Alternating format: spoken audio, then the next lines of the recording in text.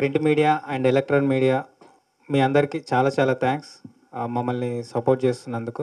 కొంచెం సోదిలాగా అనిపిస్తుంది, అయినప్పటికీ నేను మొత్తం అందరికీ థ్యాంక్స్ చెప్పాలి, అన్నీ మాట్లాడాలి. కొంచెం భరించాలి తప్పదు, ఎందుకంటే ఇది ఒకటే లాస్ట్ నాకు స్టేజ్. నా టీం అంటే ఒక ప్రోడక్ట్ బయటికి రావాలి, ఒక కథ దగ్గర నుంచి మీడియా జనాల ముందుకు రావాలని అంటే ఫస్ట్ పర్సన్ ప్రొడ్యూసర్ గారు.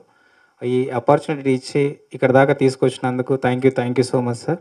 ఆర్టిస్ట్, కిల్లర్ ఆర్టిస్ట్ అని కొంచెం యాడ్ అయింది, కన్ఫ్యూజ్ అవ్వద్దు, ఎందుకనంటే కొంచెం సెన్సార్ ద్వారా కొంచెం కిల్లర్ అని యాడ్ చేసుకోమని అంటేను అది యాడ్ చేసాం. So it's killer artist. I'm a passionate most dedicated hardcore artist.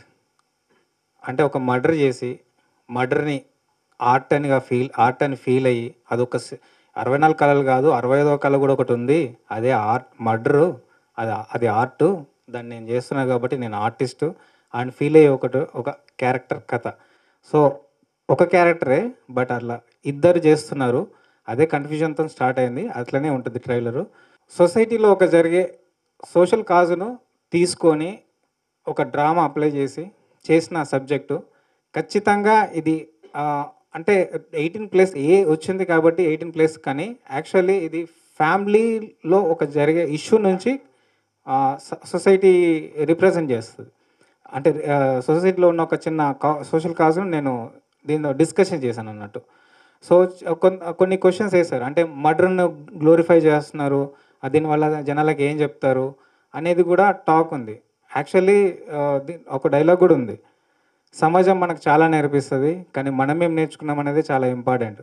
జనరల్గా అందరూ ఏమనుకుంటారంటే ఎవరో ఒకరిని ఇన్స్పైర్ అయ్యి చేస్తారని అనుకుంటారు, బట్ ఇన్స్పిరేషన్ ఎలా అవుతారంటే మనకు నచ్చితే ఇన్స్పైర్ అవుతాం, అంతేకాని ఏది పడితే అది చూసి ఇన్స్పైర్ అవ్వరు. సో మనకు నచ్చిన దాన్ని మనం తీసుకొని మనం ఇన్స్పైర్ అయిపోయి వాడి వల్ల నేను ఇన్స్పైర్ అయ్యానని చెప్పి ఎదుటి వాళ్ళని తప్పు పడతాం.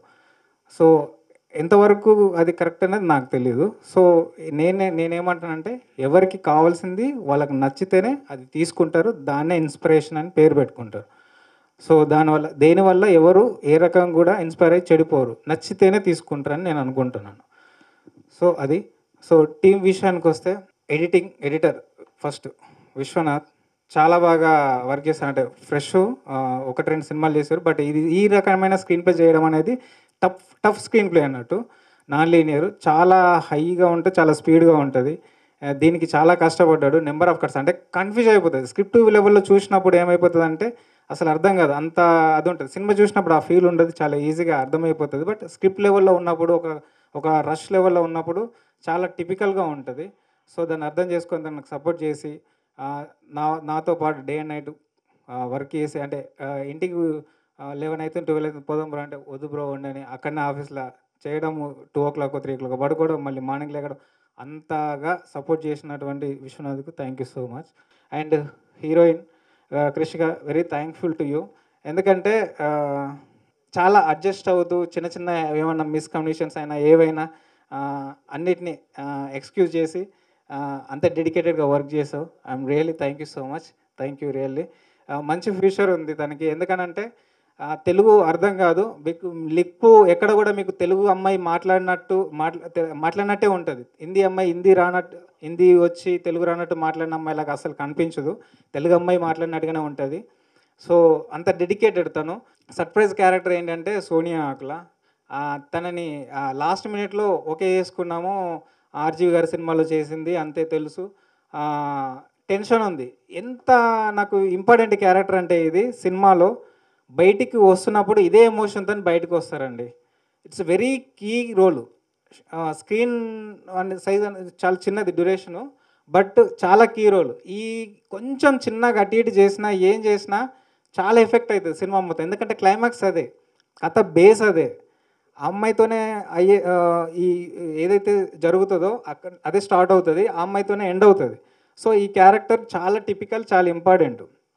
ఆ ఎమోషన్ పర్ఫెక్ట్గా క్యారీ చేయాలి, అది వేరే సెటిల్డ్గా ఉండాలి, కొంచెం అటు ఇటుగా కూడా చేయకూడదు, మళ్ళీ ఒక్క డైలాగ్ కూడా ఉండదు, ఎక్స్ప్రెషన్, ఓన్లీ ఎక్స్ప్రెషన్. సో ఆ ఎక్స్ప్రెషన్లో నాకు కావాల్సింది ఇవ్వాలి అని ఆ భయం ఉండే, చిన్నగా చాలా పెద్ద భయం ఉంది. సో ఒకరికి రియల్ లైఫ్లో ఇన్సిడెంట్ ఏదైతే ఉందో ఆ అమ్మాయినే పెట్టాలి అని అనుకున్నాము, అనుకున్న తర్వాత మళ్ళీ ఆల్రెడీ ఆ ఇష్యూ మర్చిపోయి ఉంటారు. వాళ్ళ లైఫ్ ఏదో వాళ్ళు హ్యాపీగా బతుకుతున్నారు కదా! మళ్ళీ ఈ ఇష్యూని గుర్తు చేసి, మళ్ళీ వాళ్ళను ఆ ట్రామాలోకి తీసుకెళ్ళకూడదు కదా! తప్పు కదా! మన దాని గురించి అని ఒకటి ఆలోచించి, వద్దులే ఆర్టిస్టులతోనే వెళ్ళాలి అన్న ఉద్దేశం తను అనిపించి, సో, ఫైనల్‌గా చూస్తున్నప్పుడు సోనియా గారు ప్రొఫైల్ రావడం, ఓకే అవ్వడం జరిగింది. కలవలేదు. డైరెక్ట్ సెట్‌లోనే షూట్‌కే వచ్చారు. ఏదైతే నేను అనుకున్నానో అది 100% పర్ఫెక్ట్‌గా చేశారు. Really thank you so much. నేను 4, 5 డేస్ దాకా దాంట్లో నుంచి బయటికి రాలేదు. ప్రొఫైల్ పిక్ కూడా పెట్టుకున్నాను. ఎందుకంటే ఒక విజన్‌లో డైరెక్టర్ ఒకటి అనుకున్నది అది అవుట్‌పుట్ ఎగ్జాక్ట్‌లీ ఇచ్చినప్పుడు పిచ్చెక్కుతదండి. అంటే అంత పర్ఫెక్ట్‌గా ఇచ్చినప్పుడు అది మెస్మరైజింగ్ అంతే ఇంక. అది మాటల్లో చెప్పలేను నేను. సో, అది మీరు రేపు స్క్రీన్ మీద చూస్తారు. సో, అంత వెయిట్ ఉంటది ఆ క్యారెక్టర్‌లో. ఆ వెయిట్‌ను క్యారీ చేశారు. పర్ఫెక్ట్‌గా పెర్ఫార్మ్ చేశారు. అది రేపు చూస్తారు. అంతే ఆ పెయిన్, ఆ ఫీల్ అయిపోయి ప్రతి ఒక్క వుమెన్ రిప్రజెంటింగ్‌గా ఉంటదండి ఈ సినిమా. ఒక లేడీ పెయిన్ ఇది. కిల్లర్ కనబడుతుంది. ఆర్టిస్ట్ అని అంటున్నాను. మర్డర్స్ జరుగుతున్నాయి. కానీ ఒక ఆడవాళ్ళ పెయిన్ ఇది. ఏంటి అనేది సినిమానే. అది చూడాలి. 100% ఇది లేడీస్ పెయిన్.